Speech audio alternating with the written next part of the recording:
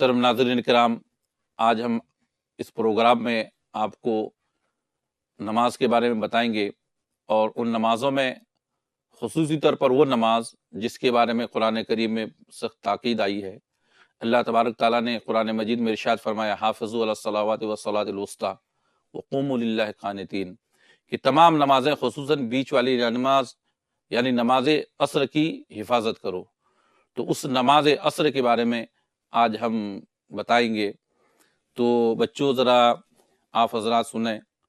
आप जानते हैं कि दिन में कितने वक्त की नमाज होती है? 5 वक्त की। पहली नमाज फजर की, दूसरी नमाज और तीसरी नमाज जो है वो असर की नमाज है। असर की नमाज की जो है बड़ी फजीलत भी आई है और बड़ी ताकीद भी आई है। कुरान करीम में असर की नमाज के बारे में खुसूसी तौर पर आया है। जैसा कि अभी मैंने कुरान करीम की आयत की तिलावत की, तो इसमें खुसूसी तौर पर बीच वाली नमाज के बारे में बताया गया है। तो 5 वक्त की नमाज होती है, तो एक साइड में 2 नमाजें जो फजर और जोहर की नमाज है और एक साइड में मगरिब और ईशा की नमाज। तो असर की नमाज जो होती है वो बीच की नमाज होती है। तो बीच की नमाज के बारे में क्यों ताकीद की गई है?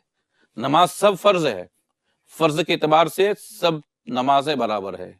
फजर की नमाज भी फर्ज है, जोहर की नमाज भी फर्ज है, असर की नमाज भी फर्ज है, मगरिब की नमाज भी फर्ज है और ईशा की नमाज भी फर्ज है। ये 5 वक्त की नमाजें बराबर फर्ज है, फर्जियत में उसकी कोई कमी बेशी नहीं है।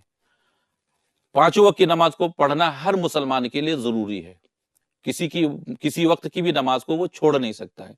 लेकिन असर की नमाज के बारे में खुसूसियत के साथ, ताकीद के साथ हुक्म दिया गया है कि तमाम नमाजों की हिफाजत करो, खुसूसन बीच वाली नमाज की।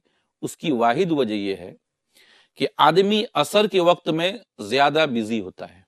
वो वक्त जो होता है वो शॉपिंग का टाइम होता है, खरीदो फरोख्त का वक्त होता है, सैर व तफरी का वक्त होता है, खेल कूद का वक्त होता है। बच्चे खेलने के लिए चले जाते हैं, आदमी कारोबार में है, उस वक्त आदमी ज्यादा बिजी हो जाता है, शॉपिंग के लिए जाता है, खरीद फरोख्त के लिए जाता है। तो ऐसे वक्त में असर की नमाज कज़ा होने का ज्यादा एहतमाल रहता है, ज्यादा चांस रहता है कि आदमी की असर की नमाज ज्यादा कज़ा हो, है ना। कारोबार में दुकान में लगा हुआ है, काफी ग्राहक आ गए हैं, कौन छोड़ के जाता है? वो दुकानदारी करते करते मगरिब का वक्त हो जाता है। आदमी खरीद फरोख्त के लिए गया, मार्केट में गया है, मार्केटिंग कर रहा है, वो करते करते उसकी असर की नमाज चली जाती है। बच्चे खेलने के लिए गए हैं, वो और खेलते खेलते नमाज का टाइम निकल जाता है। इसलिए ताकीद की गई है कि इस नमाज को तुम ज्यादा खुसूसियत के साथ अदा करो। ये बिजनेस का वक्त होता है, कारोबार का वक्त होता है, मसरूफियत का वक्त होता है। तो इन सब चीजों में पढ़ के तुम असर की नमाज को छोड़ नहीं देना। असर की नमाज की बड़ी अहमियत है, इसलिए जो इसमें ताकीद की है। वैसे तो हर नमाज की अहमियत है, हर नमाज अपनी जगह पर जो है खास मकाम रखती है, लेकिन उसमें असर की नमाज की एक और अहमियत है। और एक बात कि ये नमाज जो है इंसान को गुनाहों से पाक करती है। एक वाकया मुझे याद आ गया, हजरत ईसा अलैहिस्सलाम जो अजीम पैगंबर हैं, वो एक जगह से गुजर रहे थे, उन्होंने देखा कि एक सफेद परिंदा वो कीचड़ में जाके लथपथ हो जाता है। कीचड़ पूरे जिस्म में लगता है, लगने के बाद करीब में नदी है, नदी में जाके डुबकी लगाता है, डुबकी लगाता है तो वो कीचड़ बिल्कुल उसका साफ हो जाता है, फिर वो सफेद उजला चमकने लगता है। फिर आता है थोड़ी देर बाद, आगे फिर कीचड़ में लथपथ हो गया, फिर जाकर वो पानी में डुबकी लगाया तो फिर बिल्कुल साफ हो गया। हजरत ईसा अलैहिस्सलाम इस मंजर को देखते रहे और सोचने लगे कि ये जानवर जो है, परिंदा है, ये कीचड़ में जाकर लथपथ हो जाता है, पानी में जाता बिल्कुल साफ हो जाता है, फिर आता है कीचड़ में बिल्कुल गंदा हो जाता है, पानी में जाकर साफ हो जाता है। तो पैगंबर थे, वो नबी थे, प्रॉफिट। अल्लाह तबारक ताला की जानिब से पैगाम आया कि मेरे पैगंबर, तुम इस चीज को देखकर काफी ताज्जुब कर रहे, हैरत में हो कि ये परिंदा कीचड़ में जाकर लथपथ हो जाता है, पानी में जाता बिल्कुल साफ हो जाता है। बोले ये एक मिसाल है तुम्हारे सामने, मेरा जो आखिरी पैगंबर होगा, जो दुनिया में तशरीफ लाएंगे, उसकी उम्मत जो होंगे उसका भी यही हाल होगा, गुनाहों में लथपथ हो जाएंगे, वो गुनाहों में बिल्कुल लथपथ हो जाएंगे। लेकिन जब वो फजर की नमाज पढ़ेगा तो गुनाहों से पाक हो जाएगा। फिर वो जोहर तक गुनाह करते रहेंगे, फिर वो गुनाहों में लथपथ हो जाएंगे اور جب وہ ظہر کی نماز پڑھے گا تو پھر گناہوں سے پاک ہو جائے گا، پھر گناہوں میں لت پت ہو جائیں گے، عصر کی نماز پڑھے گا پھر گناہوں سے پاک ہو جائے گا، پھر گناہ میں وہ ملوث ہوں گے، پھر مغرب کی نماز پڑھے گا تو گناہوں سے پاک ہو جائے گا، پھر گناہ کریں گے، عشاء کی نماز پڑھے گا تو وہ گناہوں سے پاک ہو جائے گا۔ تو یہ نماز انسان کو گناہوں سے اس طرح سے پاک کرے گی۔ حضرت عیسیٰ علیہ السلام کو اللہ تبارک تعالیٰ نے بتا دیا کہ میرے آخری نبی جو ہوں گے ان کی امت پر یہ 5 وقت کی جو نماز فرض ہوگی، اس نماز کی یہ خوبی ہوگی کہ اس کو گناہوں سے بالکل پاک کر دیں گے۔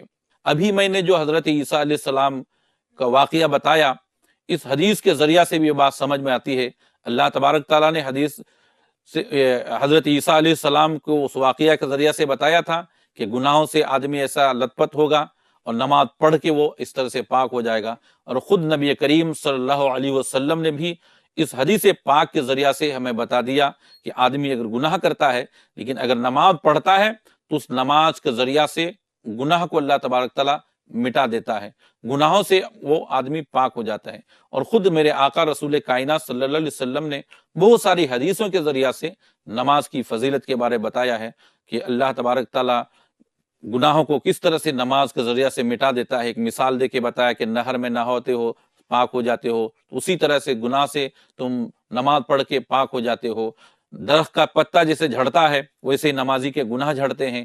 تو اتنی حدیثیں ہم علماء سے سنتے ہیں، ہم کتابوں میں پڑھتے ہیں، اس کے باوجود بھی اگر ہم نماز نہ پڑھیں تو یہ کتنے افسوس کی بات ہے۔ آدمی کوئی بھی ہو اپنے عاقبت کو سنوارنا چاہتا ہے، کوئی بھی آدمی یہ نہیں چاہتا ہے کہ اسے قبر میں عذاب ملے، کوئی آدمی یہ نہیں چاہتا ہے آخرت میں اسے عذاب ہو۔ تو قبر کے عذاب سے تو ہم کو بچنا چاہیے نا، آخرت کے عذاب سے ہم کو بچنا چاہیے۔ قیامت میں سب سے پہلے نماز کے بارے میں سوال کیا جائے گا۔ نبی کریم صلی اللہ علیہ وسلم ارشاد فرماتے ہیں کہ قیامت میں سب سے پہلے نماز کے بارے میں پوچھا جائے گا۔ اگر اس کی نماز اچھی ہے تو سب کچھ اچھا ہوگا، آدمی کی شروعات ہی خراب ہو جائے تو آخر میں جا کے تو سب کچھ اس کا خراب ہوتا ہے۔ اس لیے ہم کو نماز پابندی کے ساتھ پڑھنا چاہیے۔ حضرت ذرا بتائیے عصر کے نماز کے بارے میں کیا حکمت ہے اور اسے سب سے پہلے کس نے پڑھا تھا؟ بہت اچھی بات ہے، ہر نماز کی حکمت کے بارے میں بھی آپ لوگ سوال کرتے ہیں، یہ بہت اچھا لگا ہم کو۔ یہ نہیں کہ ہم صرف نماز کے بارے میں بتاتے ہیں اور تم لوگ سن رہے ہو، اور ہر پروگرام میں دیکھتا ہوں کہ تم لوگ الگ الگ سوال کر رہے ہو، بہت اچھا ہے، اور اس کے بارے میں جانکاری حاصل کر رہے ہو کہ یہ نماز میں کیا حکمت ہے، ظہر کی نماز پڑھتے ہیں تو اس کی کیا حکمت ہے، عصر کی نماز پڑھتے ہیں تو کیا حکمت ہے۔ نوجوان ایسے ہوتے ہیں کہ ہاں ہم کو نماز کا حکم ہے، اگر نماز پڑھتے بھی ہیں تو چلو نماز پڑھ لو، اگر اس کی حکمت کو بھی ہم جان لیں اور اس کے بارے میں کیا فضیلت ہے جان لیں تو ہم کو اور بھی زیادہ جو ہے وہ اس میں دلچسپی ہوتی ہے نماز پڑھنے میں، کہ اس میں یہ حکمت ہے۔ اللہ نے نمازوں کو آپ دیکھیں کہ اس سے پہلے بھی اور دوسرے پیغمبر جو ہیں ان نمازوں کو ادا کیے ہیں۔ فجر کی نماز کے بارے میں بتا چکا ہوں، ظہر کی نماز کے بارے میں بتا چکا ہوں، عصر کی نماز کی بھی حکمت کو دیکھو پہلے میں نے فجر کی نماز کے بارے میں یہ بتایا تھا کہ اللہ تبارک تعالیٰ ہر فرشتے کو، آدمی کے پاس ایک فرشتہ بھیجتا ہے، ایک دن میں اور ایک رات میں۔ جو دن میں آتا ہے وہ کب آتا ہے؟ عصر کے وقت آتا ہے، اور صبح کو جاتا ہے کب؟ رات بھر رہنے کے بعد فجر کے وقت جاتا ہے، تم لوگوں کو یاد ہے۔ اور جو فجر کو آتا ہے وہ عصر کے وقت جاتا ہے۔ ایک حکمت تو یہ ہے، فجر کے وقت جو فرشتہ آتا ہے تو آدمی کو نماز پڑھتے ہوئے پاتا ہے، فجر کی نماز پڑھتا ہے، اور وہ جاتا ہے عصر کے وقت۔ جب جاتا ہے تو اس وقت بھی وہ نماز پڑھتا ہے، اور جو آتا ہے رات کے لیے جو فرشتہ وہ دیکھتا ہے عصر کی نماز پڑھتے ہوئے، اور جب فجر کو جاتا ہے تو فجر کی نماز پڑھتے ہوئے دیکھتا ہے۔ وہ حکمت جو فجر کی ہے اس میں عصر میں بھی ہے۔ اور جب وہ جاتا ہے عصر کے وقت نا تو اللہ تبارک تعالیٰ پھر اس فرشتہ سے بھی پوچھتا ہے، تو فرشتہ کہتا ہے پروردگار جب میں گیا تھا تو تیرا بندہ فجر کی نماز پڑھ رہا تھا، میں دن بھر رہا، اب عصر کے وقت آیا تو عصر کے وقت بھی وہ نماز پڑھ رہا تھا۔ اسی طرح سے جب عصر کے وقت آتا ہے اور فجر میں جاتا ہے، اس سے بھی یہ سوال ہوتا ہے، تو یہی کہتا میں جب گیا تھا تو عصر کی نماز پڑھ رہا تھا، آیا تو فجر کی نماز پڑھا۔ تو اس بندے کو ایک دن یہی فرشتے تھے، جب حضرت آدم علیہ السلام کو اللہ تبارک تعالیٰ پیدا کرنا چاہے، انسانوں کو پیدا کرنا چاہنا، تو فرشتوں سے کہا تھا میں انسان کو بنانا چاہتا ہوں، تو فرشتوں نے کیا کہا تھا کہ تو ایسے کو پیدا کرے گا جو دنیا میں جا کر فتنہ فساد کرے گا، خون بہائے گا، ہم تو تیری عبادت کرتے ہیں، ہم تیری تسبیح و تحلیل کرتے ہیں. تو اللہ نے کیا فرمایا قرآن میں، پورے اس کا واقعہ ہے کہ میں جو جانتا ہوں تم نہیں جانتے ہو. تو یہ فرشتے ایک دن انسان کو کیا بولے تھے؟ خون ریز کرے گا، فساد کرے گا دنیا میں جا کر. فسادی کہا تھا، خون ریز. آج وہی فرشتہ خدا کی بارگاہ میں جا کر کہتا ہے پروردگار میں جب گیا تھا تو انسان نماز پڑھ رہا تھا، جب آیا تو نماز پڑھ رہا تھا، یعنی جب گیا تھا اس وقت بھی تیرے ہی بارگاہ میں جھکا تھا، جب آ رہا اس وقت بھی تیری ہی بارگاہ میں جھکا ہے. جب میں گیا تھا اس وقت وہ تیرے ہی حمد و ثنا کر رہا تھا، تیری ہی تعریف کر رہا تھا، تیری عبادت کر رہا تھا. اب آ رہا ہوں تو اس وقت بھی تیری عبادت کرتے ہوئے پایا ہوں. اللہ تبارک تعالیٰ نے انسان کو نماز میں ایسے وقت میں متعین کر دیا، فرشتہ آئے تو بھی نمازی پائے اس کو، فرشتہ جائے تو بھی نمازی پائے اس کو. تو عصر کی نماز کے وقت میں بھی یہ حکمت ہے، فرشتہ جب جاتا ہے اس کے بعد اللہ تبارک تعالیٰ فرماتا ہے فرشتوں یہی وہ انسان ہے جس کو تو نے کہا تھا کہ یہ فسادی ہے، زمین میں فساد کرے گا، خوریزی کرے گا. آج اسی انسان کے بارے میں تم کہتے ہو کہ پروردگار وہ آدمی نماز پڑھ رہا ہے، عبادت کر رہا ہے، نمازی ہے، فرشتوں گواہ رہو میں نے اس بندے کو بخش دیا. تو عصر کی نماز میں ایک بہت بڑی حکمت یہ بتائی گئی ہے. اس کے علاوہ آپ دیکھیں عصر کی نماز کے بارے میں کہ اللہ تبارک تعالیٰ ایک دفعہ حضرت موسیٰ علیہ السلام سے فرمایا. موسیٰ علیہ السلام ایک عظیم پیغمبر، کون ہے؟ وہ پیغمبر ہے. وہ موسیٰ علیہ السلام سے اللہ تبارک تعالیٰ نے فرمایا کہ اے موسیٰ میں آخری نبی جو میرے دنیا میں تشریف لائیں گے اس کی امت میں 4 رکعت عصر کی نماز عطا کروں گا، عصر کی 4 رکعت نماز میں دوں گا. اور جو میرا بندہ میرے نبی کا امت وہ 4 رکعت عصر کی نماز کو پڑھ لے گا، یہ 14 طبق، 7 حصے زمین کے ہیں، 7 آسمان کے، یہ 14 طبق کے جتنے بھی فرشتے ہیں اس عصر کی نماز پڑھنے والے بندے کے لیے مغفرت کی دعا کرے گا، بخشش کی دعا کرے گا. اور فرشتے جس کے لیے دعا کرے گا میں اس بندے کو بخش دوں گا، اس کو کبھی عذاب نہیں دوں گا. ایک اللہ کی بڑی حکمت دیکھو. ایک بار فرشتوں نے انسان کو فسادی کہا تھا، آج اسی انسان کو اللہ نے عصر کی نماز ادا کر کے اس فرشتوں کے ذریعہ سے اس کی مغفرت کی دعا کروا رہا ہے کہ تم اسی انسان کو فسادی کہتے، آج اسی انسان کے لیے تم مغفرت کی دعا کرو. تو اللہ تبارک تعالیٰ فرماتے ہیں کہ فرشتے کوئی بھی بچے گا نہیں، جتنے زمین و آسمان میں جتنے فرشتے ہیں وہ عصر کی 4 رکعت نماز جو پڑھتا ہے اس کے لیے تمام فرشتے جو ہے وہ دعا کریں گے، اور وہ دعا کریں گے تو میں پھر اس کو کبھی عذاب نہیں دوں گا. اب ایک اور بڑی بات میں بتانا چاہوں گا عصر کی نماز کے بارے میں. اللہ تبارک تعالیٰ نے ہر انسان کے لیے، کسی بھی مذہب کا ماننے والا ہو، کسی بھی اس کا ہو، قبر میں اس کے لیے سوال رکھے ہیں، 3 سوال. اسلامی عقیدے کے مطابق جب آدمی مرتا ہے کسی بھی مذہب کا ماننے والا ہو تو قبر میں 2 فرشتے آتے ہیں، منکر نکیر، اور آ کر اس مردے کو اٹھاتا ہے اور جھنجھوڑ کر اس سے پوچھتا ہے. کڑکدار آواز ہوتی ہے جب وہ فرشتے آتے ہیں نا، تو کافی ڈراؤنی شکل ہوتی ہے اس کی، اور بجلی سے زیادہ اس کی آواز کڑکدار ہوتی ہے. مردہ کافی گھبرا جاتا ہے، آنکھ کھولتا ہے تو دیکھتا ہے چاروں طرف اندھیرا ہے، کافی گھبراتا ہے. اور پھر اس کے بعد اس کو جھنجھوڑ کر سوال کرتا ہے. پہلا سوال کیا تھا؟ من ربو کا، تمہارا رب کون ہے. دوسرا سوال ما دینوں کا، تمہارا دین کیا ہے. تیسرا سوال ہمارے حضور صلی اللہ علیہ وسلم کو دکھا کے کہتے ہیں ما کنت تقول فی حاضر الرجل، ان کے بارے میں کیا کہتے ہو. مردہ کافی گھبرا جاتا ہے. اور ایک بات اور ذہن میں رکھنا کہ مردہ کو کسی وقت بھی دفن کرے، دن میں دفن کرو، رات میں دفن کرو، صبح کو دفن کرو، شام کو دفن کرو، جب فرشتے قبر میں اس کو اٹھاتے ہیں نا تو ان کو ایسا لگتا ہے کہ عصر کا وقت ہے، سورج ڈوبنے والا ہے. رات کو بھی دفن کرو گے تو قبر میں اس کو یہی محسوس ہوگا کہ عصر کا وقت ہے، سورج ڈوبنے والا ہے، بس تھوڑا ہی دن باقی ہے. دن میں کرو، جس وقت بھی کرو، مردہ جب اٹھتا ہے تو اس کو یہی محسوس ہوتا ہے کہ سورج ڈوبنے والا ہے، بس اب دن ختم ہونے والا ہے. ایسے وقت میں جو دنیا میں نماز کا پابند تھا، عصر کی نماز کو خصوصیت کے ساتھ پڑھتا تھا وہ دنیا میں، تو جب اس کو فرشتے اٹھاتے ہیں نا، جب دیکھتا ہے تو سمجھتا ہے سورج ڈوبنے والا ہے، میری نماز قضا ہو جائے گی. اس کو نماز کی فکر ہوتی ہے، فرشتوں کی فکر نہیں، نماز کی فکر ہوتی ہے. آدمی دیکھو دنیا میں بھی ایسا ہے نا، جو نماز کا صحیح پابند ہوتا ہے نا، کوئی بھی کام ہو وہ سب کو چھوڑ دیتا ہے. کوئی بھی کچھ پکارے، کوئی بھی کچھ بولے، میں کچھ نہیں سننے کے لیے تیار ہوں، نماز کا وقت ہو گیا، پہلے مجھے نماز پڑھنی ہے. وہ نماز کی فکر کرتا ہے، کسی کی بھی بات کو نہیں سنتا ہے، کوئی کچھ بھی کہے. اور کڑک سے کڑک آواز بھی وہ اس کو کچھ اثر نہیں کرتے ہیں. تو اور ایک بات دوسری بات کیا ہے کہ کسی طرف آدمی کا دھیان ہونا، اسی طرف لگا ہو، دوسری طرف کوئی بھی ہزار آواز دے وہ دھیان نہیں دیتا. کبھی کبھی ہوتا ہے ہم لوگوں کو بھی, ہم کسی کے ساتھ گفتگو کر رہے ہیں, دوسرا آدمی پکارتے رہتا ہے تو ہم اسے دھیان ہی نہیں ہے, آپ کی آواز کو سنتے ہی نہیں.